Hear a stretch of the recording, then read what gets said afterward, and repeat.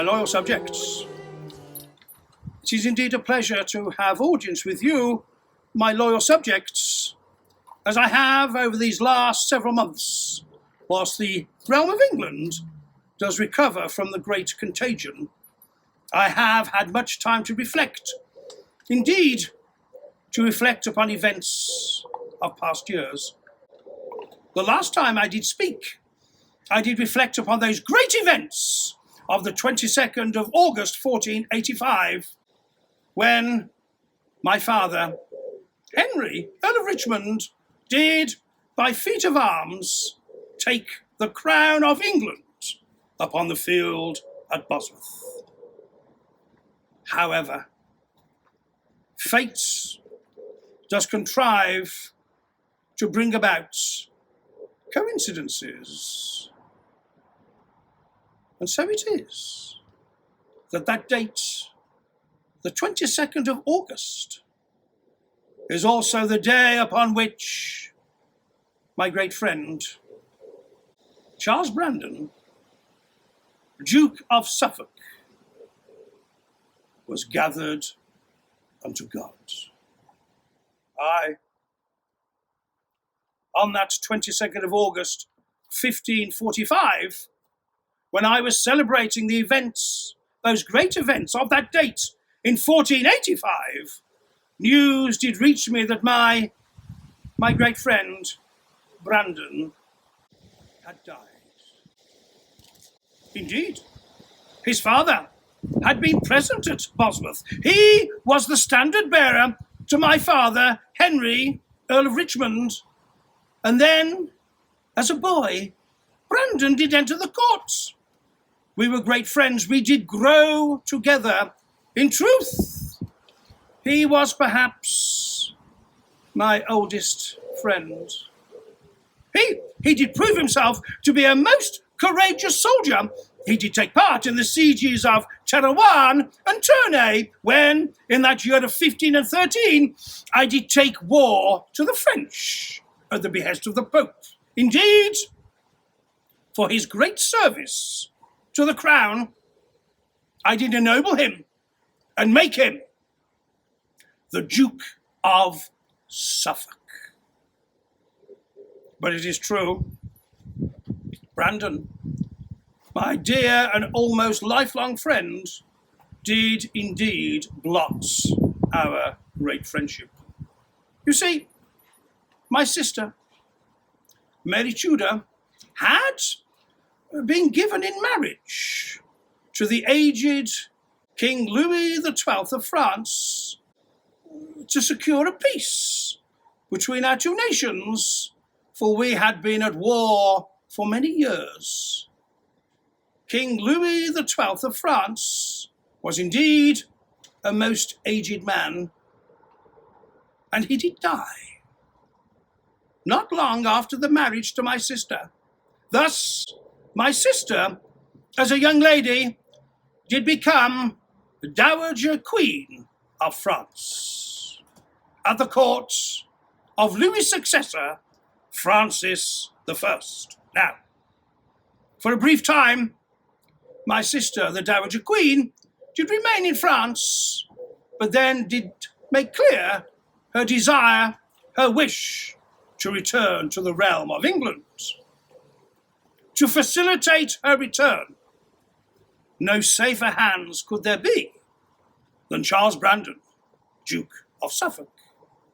And thus, Brandon was dispatched with a commission to return the Dowager Queen of France to England with her money, her jewels, and her plates. This he did in parts, although it is true much of the jewel and plates did never return. But whilst in France, Brandon and my sister Mary did practice upon me a great deceit. For Brandon, it is said, at the behest of Francis I of France, for he knew it would infuriate me, Brandon did take the hand of my sister in marriage.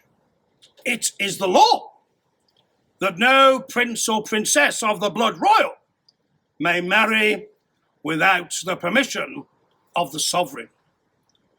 I was furious, for Brandon to have married the Princess Mary was treason. Indeed, members of my court, members of my council did urge me, the king, to take him into custody, to even cause him to be executed. I could not. And so for a time, Brandon and my sister Mary, the Duke and Duchess of Suffolk, were banished from the courts. And instead of a capital punishment, Brandon was required to pay a great fine to the King's Exchequer, some £24,000 in yearly instalments. It is a considerable sum. Indeed, it is a sum that would equate with the jewels and the plates that Brandon neglected to return to England when he was dallying with my sister. But as king, I have a great heart. And at length I did remit that fine and forgive Brandon and my sister Mary. Time has moved on. Brandon has remarried, for my sister Mary was gathered to guard by a wasting sickness. And now Brandon too is no more. I had already decided that my friend of so many years' standing, Brandon, Charles Brandon, Duke of Suffolk, would repose in eternal rest in the chapel of St. George at Windsor, where he will be interred at my expense. For I have already determined that when time with me is no more, and when the Lord our God does see fit to gather me unto him, I too will repose at Windsor, not far from that final resting place of my great friend, Charles Brandon, Earl of Suffolk, who did pass to his reward on the 22nd of August, 1545. And I do ask you all, my loyal subjects, to remember Charles Brandon, Duke of Suffolk, in your prayers. And may God preserve and keep you all.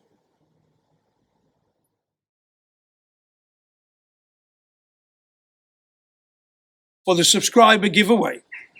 The competition is open to all subscribers, old and new alike. Once I reach 250 subscribers on my YouTube channel, I will choose one of those subscribers at random out of that 250 to receive a special prize. The prize is made up of this delightful figure, somebody you may recognise. Together with this prize of this delightful figure, there'll be a selection of merchandise from my theatre show, Divorced, Beheaded, Died. The competition is open to all loyal subjects, where they may be across the globe. All you have to do to have a chance of winning is to subscribe to my YouTube channel by clicking the link below. So whether you've been subscribing to my YouTube channel since the beginning, or whether you have just subscribed, you all have an equal chance of winning this wonderful prize. And so, good luck, and thank you all, my loyal and most well-beloved subjects, for your continued support. Cheers.